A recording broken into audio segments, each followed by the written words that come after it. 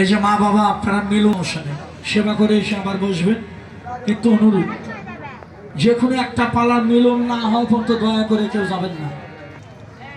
অতএব আমার অনুরোধ, আসতে পারবে ভাই, মানে মিলন না হওয়া পর্যন্ত কেউ বাড়ি যায় না। আর যদি আগে যাও যাও, নিষেধ করব না, তবে আশীর্বাদ করব যারা এই পালান মিলন না করে দিয়ে তুই আগে চলে যাবে, মাইক দিয়ে আশীর্বাদ করলাম। ওই ঘরে যায় যায় যান ঝগড়া বাজে যাওয়ার সাথে। এটা কেমন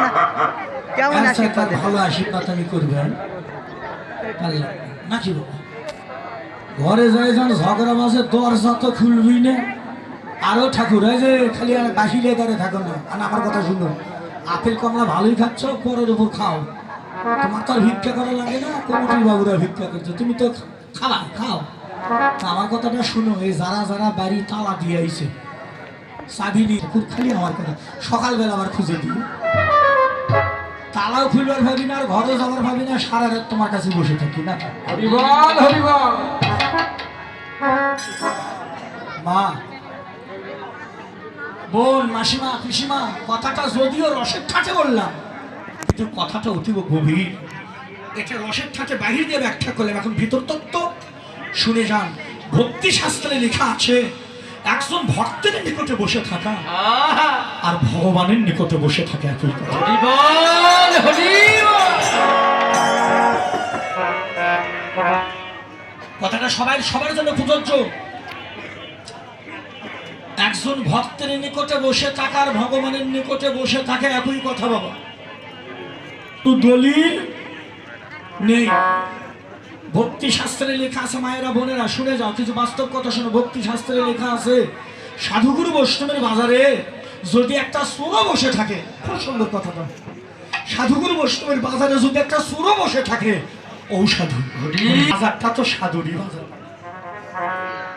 সাধুর বাজারে। দাদু আমার টনটা বসে গেল, এই বাজারটা এই বাজারটা সাধুর বাজার। মা, এই জন্য অনুরোধ, তুমি কীর্তন শুনবে না তাতে কোন দুঃখ নেই, কিন্তু শান্তভাবে বসে থাকতে পারলে লাভ আছে। কেন কি লাভ? মহাজন এখানে ভক্তি শাস্ত্রে বললেন, ও সাধু দর্শনে যায় মোহনের ময়না, করো সেই প্রেমে কর্ম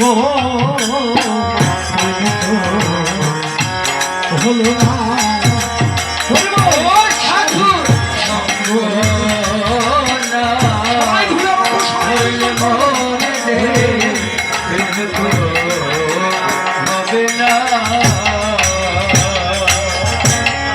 সাধুর দর্শনে যায় মোহের ময়লা, বড় সেবারে মিলে পরম গো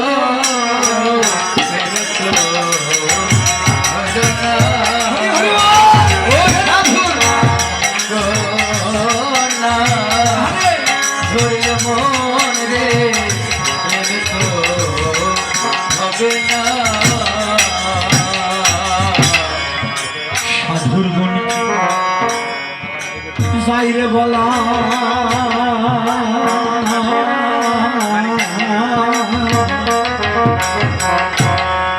ও যার শুদ্ধ সিদ্ধ অন্ত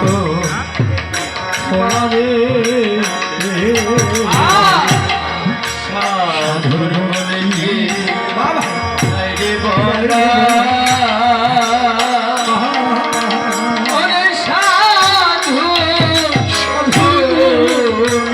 সাধুর মুক্তি বাইরে বলা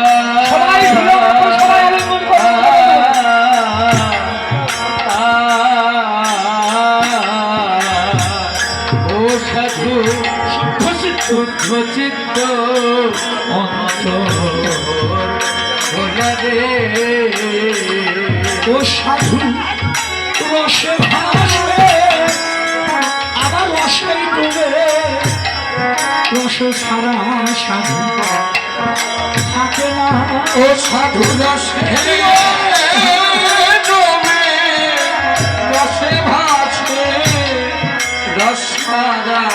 বক্ষে বক্ষে জড়ায় ধরো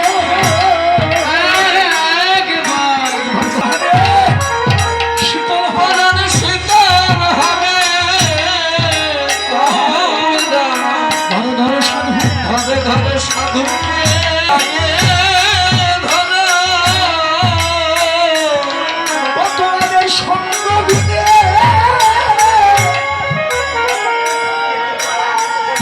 ও সাধুর সঙ্গ গুণে পাবে হেরণ ধরিবে তোমরা ধরে ধরে সাধু বক্ষে জড়ায় ধরো বক্ষে জড়াইয়ে ধরো সাধুর সঙ্গ গঙ্গাও শুদ্ধ হয় কথা ভাগবতে বলে সংকীর্তনের ধুলি যদি লাগে পাখির গায়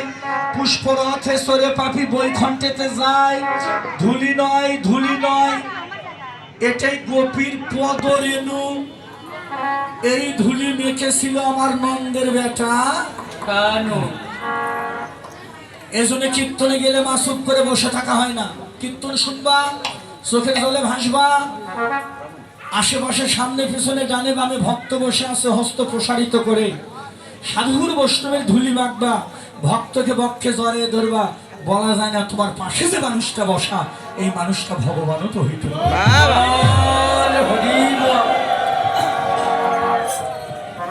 বৈষ্ণব শ্রীতে নাই দেবেরও শকতি দান করেছে ভগবানের সেবার জন্য দান কখনো বিফলে যায় না বলো মা আপনার মেয়ের বিয়ে দিয়েছেন 5 লাখ টাকা খরচা করলেন 1 টাকা ফিরে পাবেন না 1 টাকা খাতাতে লেখাও থাকবে না আপনি গোবিন্দ সেবার জন্য 2 টাকা দান করলেন এই 2 টাকা যেদিন মারা যাবা যেটা বৈতরণীর ঘাট বলে ভব নদীর ঘাট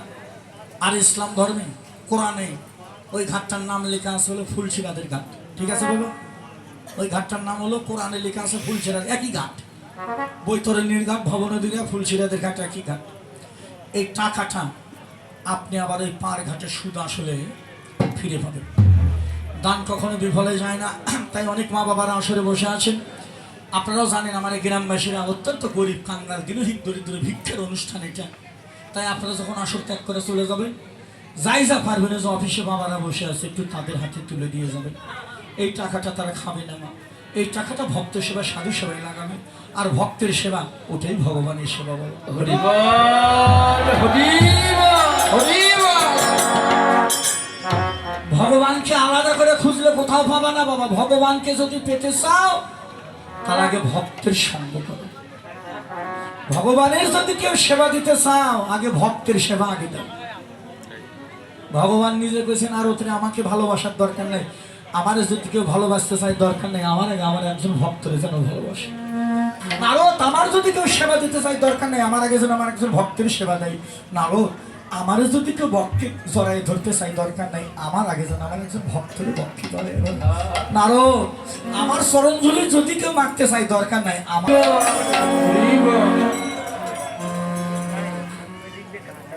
বেশ যা ছিল আলোচনা মীমাংসা করলাম আজকে আমার দ্বিতীয় আসর আগামীকালকে আরো 2টা আসর আছে এই এই মায়েরা আমার কমলা মা আছে আমার অনেক আমার গোসাইয়ের অনেক শিষ্যরা আছে আসরে আপনারাও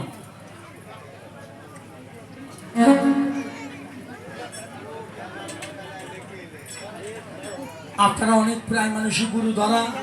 যেহেতু আমরা একই এলাকার মানুষ একই জায়গার মানুষ সাবগ্রাম আর আপনাদের এখানে বেশি দূরত্ব না আমারও কমলামা আমার এখন 1000 শিষ্য হয়েছে মুসলমান শিষ্য 300 বেশি মুসলমানও আমার কাছে মুরিদ হয়েছে আমার অনুষ্ঠানে মা দেখছি কিন্তু একটারও সিনার উপরে না সবার চুল বড় সাদা কাপড় পরে ভালো কিন্তু মা আমার যারা শিষ্য হয়তো বলতে পারেন বাবা দুলের তুমি হিন্দু মানুষের মুসলমানের মন্ত্রে দিলে কেন একটু দয়া করে বলবেন যারা ঘাটে নৌকা পারাপার করে বাবা ওর কাছে কোনো জাত থাকে না সত্যি করে বাবা ঠিক আছে কথাটা